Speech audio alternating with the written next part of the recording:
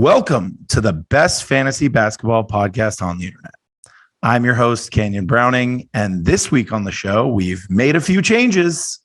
New name, new logo design, and we rewrote the entire approach to the show. All right, guys, I know it's a lot of change, but here's what you can expect going forward. So instead of one long podcast every week, we're going to do 4 shorter episodes. Each episode is going to be 20 to 30 minutes in length. So hopefully it fits into your drive to work or your drive home from work, or maybe if you just take a really long dump. Each episode is going to follow the same theme. So if you have some content that you like, you can just listen to that episode every week. And if you feel like broadening it out, great. The first episode each week is going to focus on setting your lineup. We're going to dive into that 8 through 13 spot on your roster. We're going to try to find gems that you should be starting every week. We're also going to try to find duds that really should be riding the bench. This episode is going to be focused solely on player performance discussion. So if that's not your jam, that's okay. Skip it. There's plenty more content coming throughout the week. However, if you find yourself struggling with setting your lineup every week and you want some pointers, listen in on Mondays or Tuesdays, and we'll offer you our best advice on how to get value or how to avoid tragedy when you set your lineup on Mondays. The second episode is going to be a top 10. As we talked about it, all 3 of us love ranking things. We also like arguing with each other. So we're going to put together our best top 10 of whatever the topic is, and then we're going to discuss our rankings live on the podcast.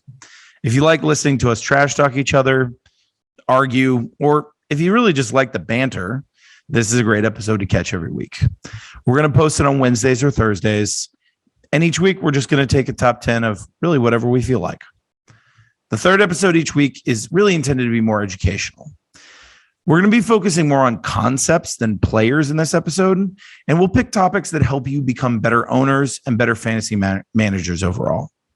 One week, we may cover how to sell high on a trade without pissing off all the other owners, or how to evaluate your rookies in a dynasty league as opposed to a redraft league.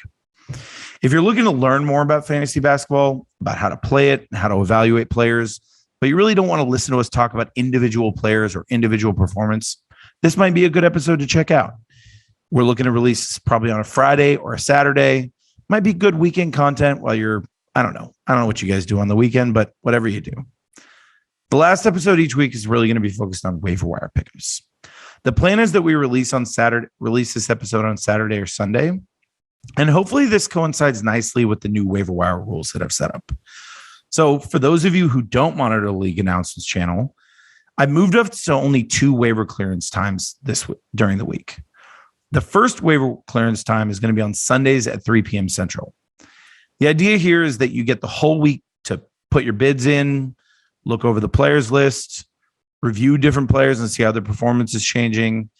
And then on Sunday at 3 p.m., you find out if you got the guy you bid on. If you didn't and you have somebody injured you want to drop or somebody that you want to replace on your roster, that's okay.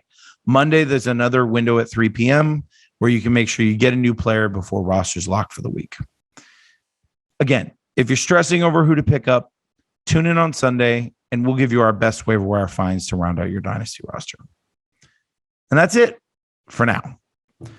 Guys, we know there's been a lot of change. We hope these changes make the content we're making more accessible and more helpful. If not, we'll continue to adapt. One last thing before we start the episode. Please remember this podcast is for you. Give us your feedback on what's working and what isn't. Leave a comment, message me on Instagram, or just drop me a text. My door is literally always open. All right, that's really it. Now let's get into it.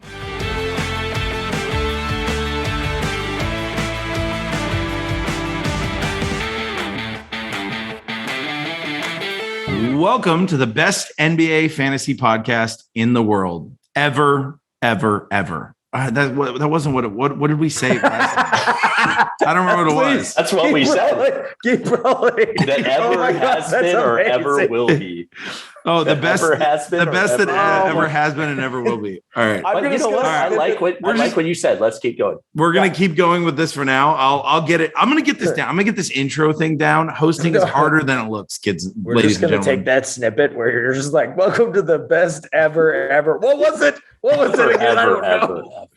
Well, I'm going to decide later if I cut that out. But okay, so here in episode 2, welcome to the episode, guys. I'm Canyon Browning. I'm your host. I'm joined as usual by my co-hosts, David Haker and Josh Browning. How are you guys doing? We know how you're doing because I screwed up the intro, and you get a little behind the scenes action. I'm doing my best ever. Ever. Even if there's a fire. I deserve that. So here in episode 2, so this is going to be a recurring episode, and what we're going to do is we're going to do top 10s. So for those of you who are familiar with the NBA in general, especially NBA.com, is very popular for posting their top 10s. So we're going to do an episode just on top 10s, and every week we're going to pick a different topic and we're going to rank things, just because we like ranking stuff. So this week, what we decided to rank was rookies. And just to let you in on the methodology a little bit, we're ranking basically 80% on fantasy performance to date. So what have they done this season? How have they done on the teams that are on? And with a 20% kind of caveat for future performance, potential changes in team, and just, whether we like the guy, to be quite frank.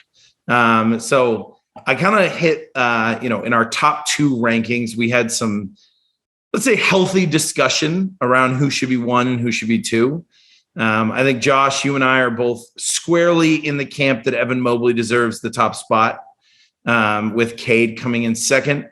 I know Cade maybe hasn't had, on average, the best performance. I think Scotty's probably had a little bit of performance on average if you look across the entire season, but quite frankly, Cade didn't get a preseason, and in the last 4 or 5 games, he's really shown who he is, and it's clear that it's basically him and Mobley at the top. But David, you didn't agree with us. Why is that? Yeah, well, for one, I saw him completely restrain Isaiah Stewart, who was trying to murder a full court full of NBA players. So instantly, I thought, wow, this guy is respectable. It was actually like a very veteran type move for him.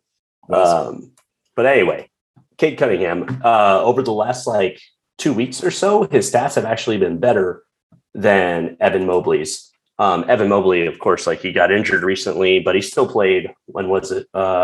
He still played back on the 15th, which is 1 week ago. So 1 week of Evan Mobley's stats on average, and Cade Cunningham's average over the last 2 weeks. He's actually played better than Evan Mobley, Cade Cunningham has. So I think as the season keeps going, I think Cade Cunningham has a lot larger of a role to grow into.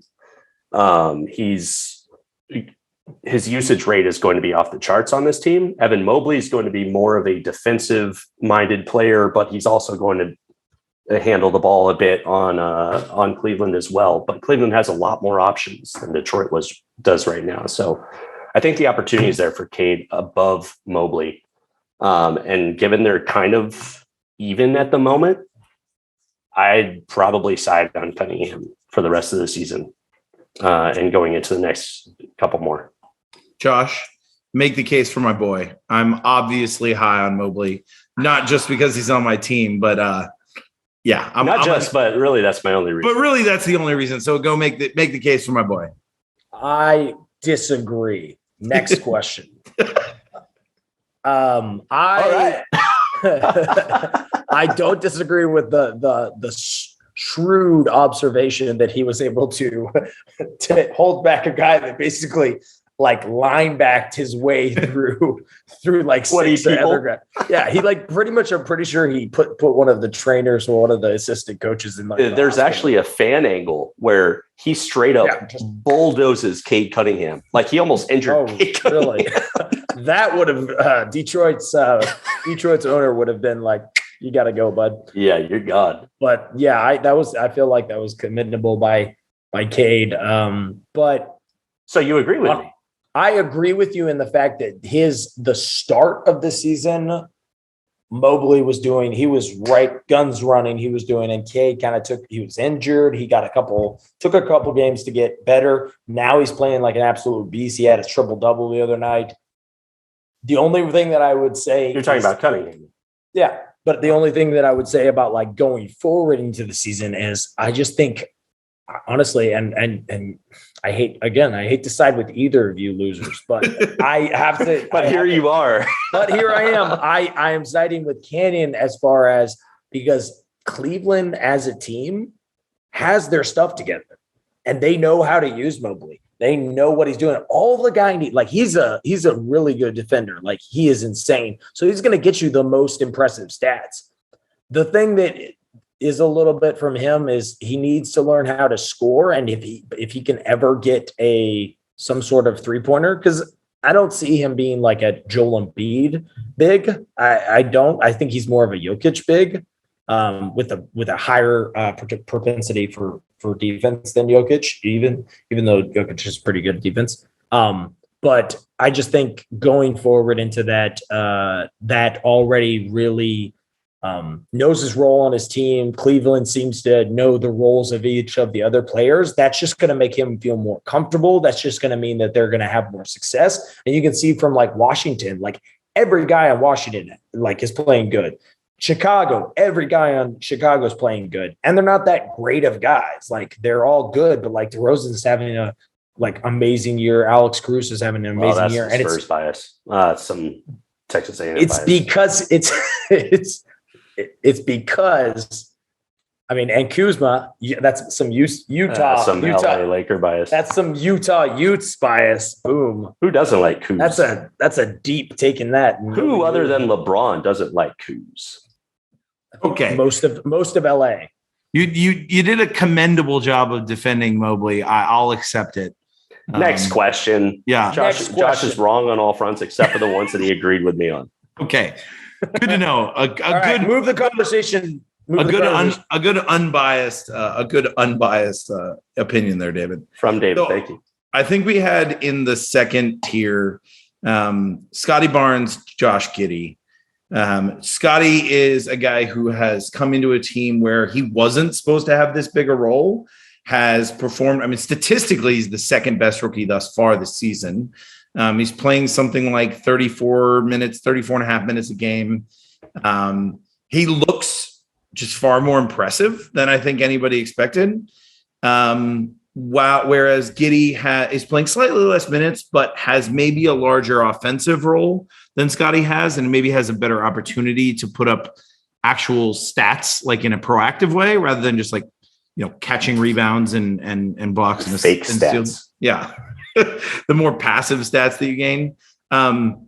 I don't know. Where do you guys land on Barnes and Giddey? I'm a Scotty Barnes fan. I like Giddey. I'm kind of angry at him because he was supposed to come to the Spurs, but he didn't.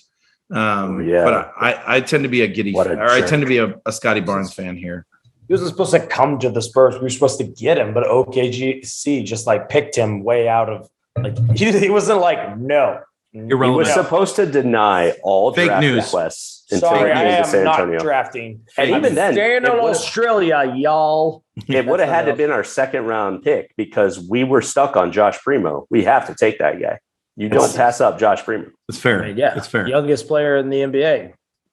It's fair. Guaranteed. So guaranteed. So on Scotty Barnes and Josh Giddey.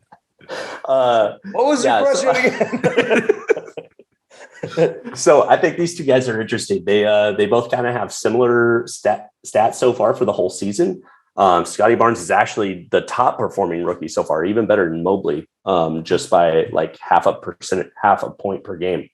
But over the last week or so, Scotty Barnes has started to tail off a little bit, just slightly. But I think that probably has a lot to do with the fact that Pascal Siakam came back to the Toronto Raptors and is stealing some of the, maybe not the minutes from Scotty Barnes, but definitely stealing some of the usage rate. They're going to be going through Pascal Siakam to initiate offense more so than Scotty Barnes, at least for the next couple of years.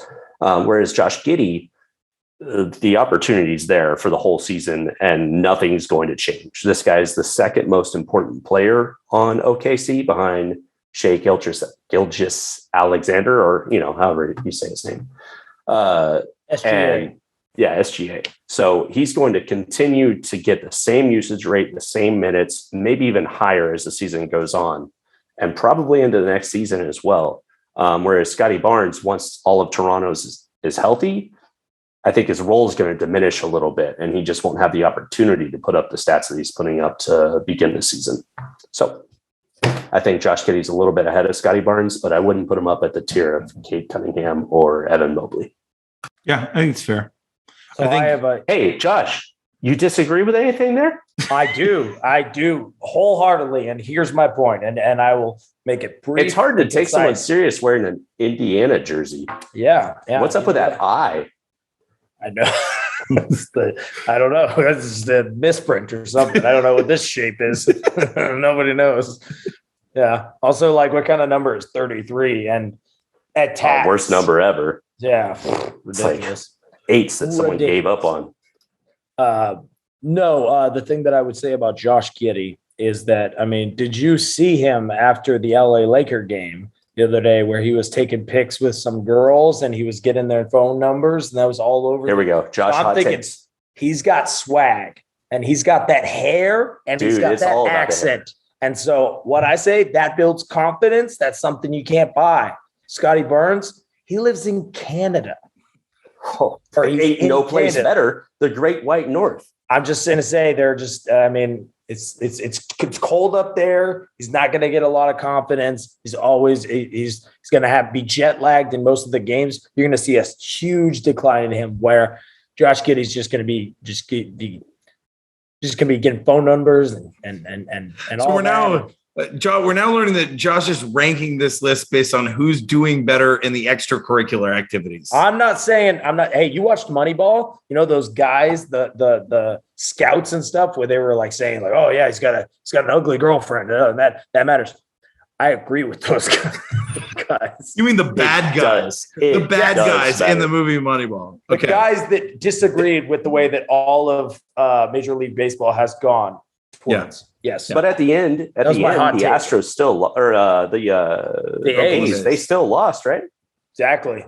Yeah. So who's really right here? Basically, what I'm saying is those scouts are the ones who got chicks, man. Okay. Now, Josh, I do have this podcast is for you. Officially off the rails. No.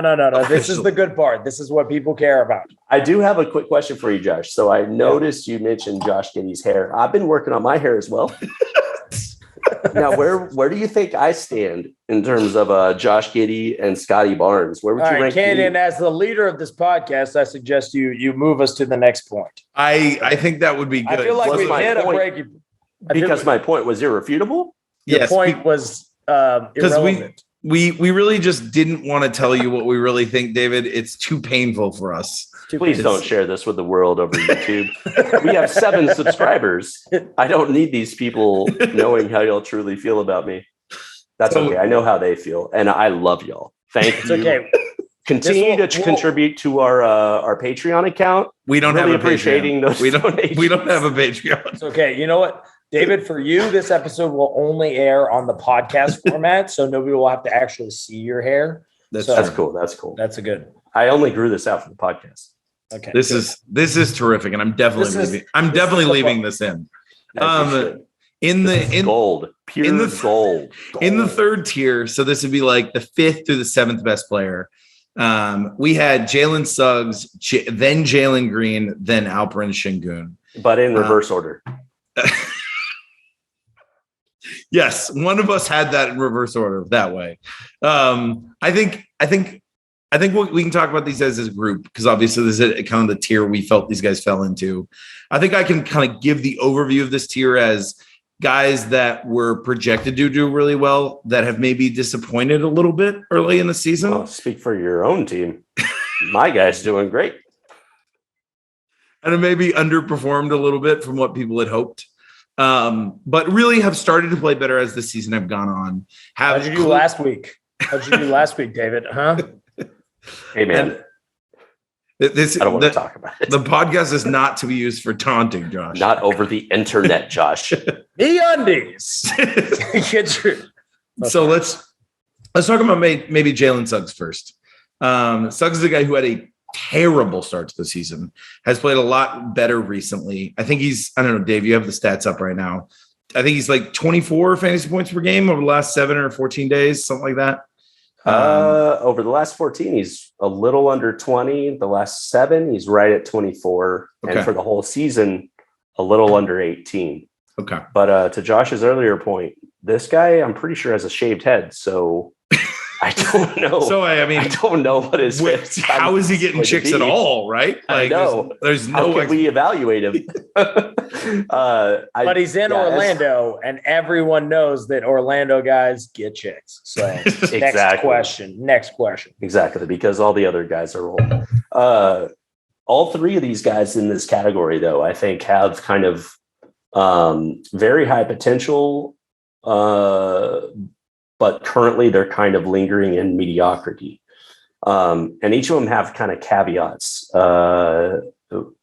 If you were to say that they're going to become a great player later on, like Jalen Suggs, he has a lot of competition at his position in Orlando between him and Markelle Fultz, who's not yet back from injury, and Cole Anthony, who has been playing out of his mind so far and was their rookie draft pick last year.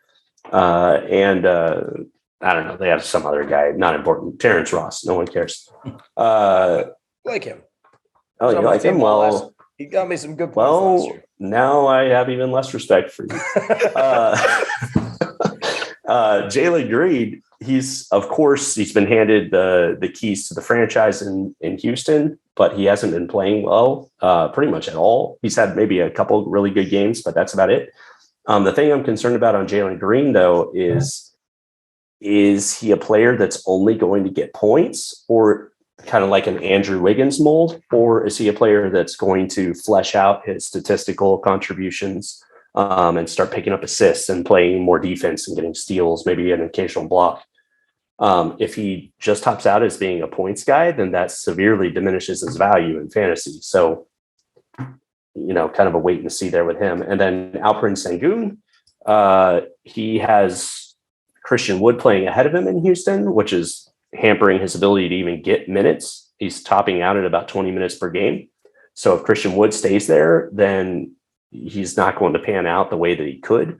But if they trade Christian Wood, or Christian Wood gets injured, then I think he'll have a wide open run at the center power forward position in Houston. And who knows, he could be another guy that ends up being really great. He's kind of undersized for his position and unathletic for his position. Like, he's not as athletic as most NBA bigs these days, but he looks very talented. He has great footwork, great touch. Seems like he has a somewhat of a jump shot. I think he's hitting like half a 3 a game. So these guys kind of have pros and cons. But does he get chicks? Dude, I actually heard from someone here that he pulls up to all of his places that he goes in a Lamborghini. So he's getting chicks. Okay. Doesn't matter if he deserves them. He has a Lamborghini. Stand corrected. Yeah. Josh, thoughts on Suggs, Green, or Şengün? None on really Şengün. I don't really have an opinion on him. Suggs and Green, I've watched Green much more than Suggs. I would say the same thing to Suggs. I mean, he's on a kind of garbage, not really garbage Orlando team. They're not as bad as they were last year, especially because Mo Bamba's playing good for all of a sudden. I don't know when that does Cole Anthony actually do. You should trade me for him.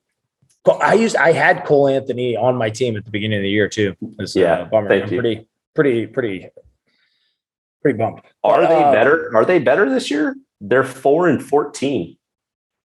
I think that they're better. They were like last year, weren't they? They're last right now. Oh, are in they? The East?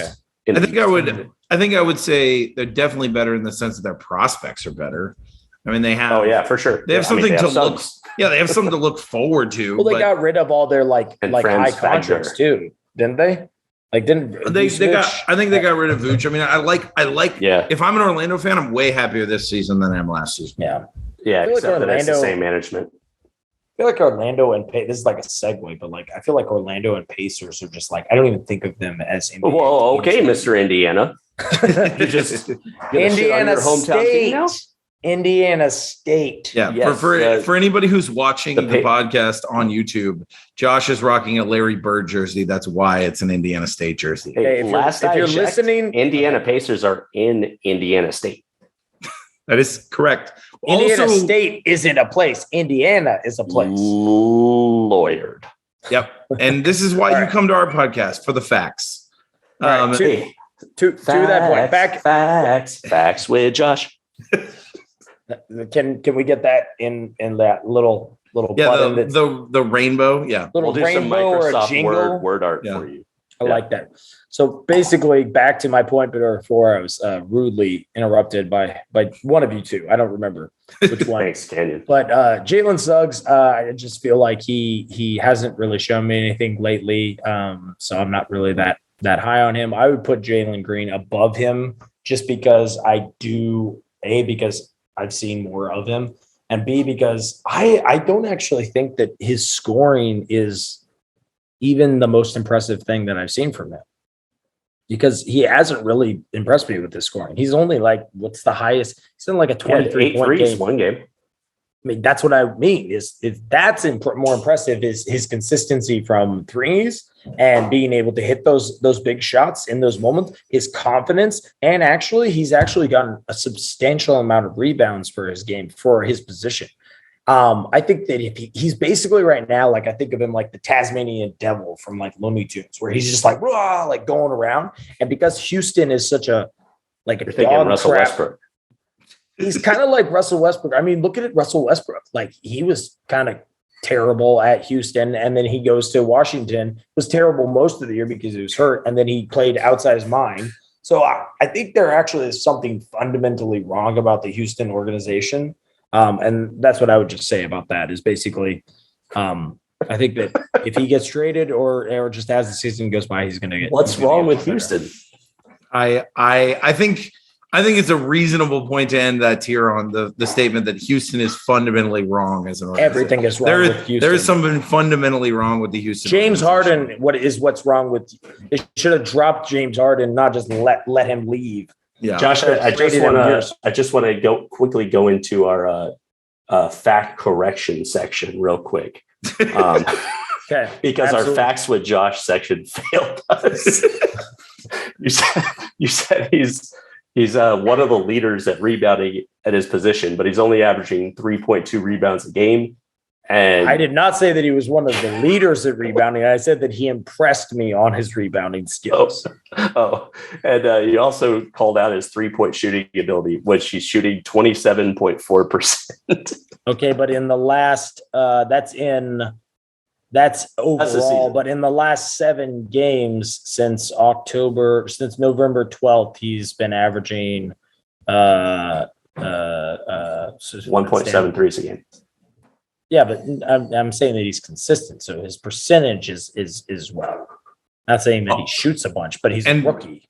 For those of you who are listening at home, sure. This is the point where we took David and Josh and we just gave them boxing gloves and we just put them out in the backyard and let them finish this conversation. So I'm going to take it to the last tier we had here. So I think we can confidently say that the first 7 guys we've talked about, despite what order you may personally have them in, I think you can confidently say there's kind of a clear shelf to these last 3 guys. Except for one. And to be quite honest, these guys, these last 3, I think you could make an argument that there are guys that should have gone in the 7 and the 8, 9, and 10 slot that we don't have here. But quite frankly, we had to pick the last 3 guys, and this is who we picked. So we have Chris Duarte for the Indiana Pacers. I think he's on Cameron's team. We've got Franz Wagner for the Orlando Magic. He's on Clay's team. Kind of been a surprise breakout there. And then Davion Mitchell for the Sacramento Kings, and he's on Josh's team. Now, Clay, Franz Wagner is not currently on your team, but if you'd like him to be on your team. Oh, that's true. I'm sorry. Clay, hit me up. Clay drafted him and then dropped him, and then David picked him up. My bad. So any thoughts here? I guess maybe David, since 2 of the 3 guys here are on your guys' teams, from Dave, I want to hear your 5, maybe 1 minute on Franz, why he deserves to be in this top 10 list. 7 seconds or No less. problem. Listen, I could easily spend 60 seconds. I could easily spend 360 seconds talking about Franz Wagner and his pure greatness on the basketball court. This man is second coming of LeBron James. Let's just call it how it is. He's near 7 feet. He is slightly different skin tone. I think he's German, but he's putting up crazy numbers. We're looking at 9 points per game, 0.3 blocks per game, 0.3 steals per game, 2 assists, 4 rebounds, 1 3, 90% from the line, 32% from the field. So I feel like my comparison is pretty spot on. A miniature LeBron James, a young LeBron James.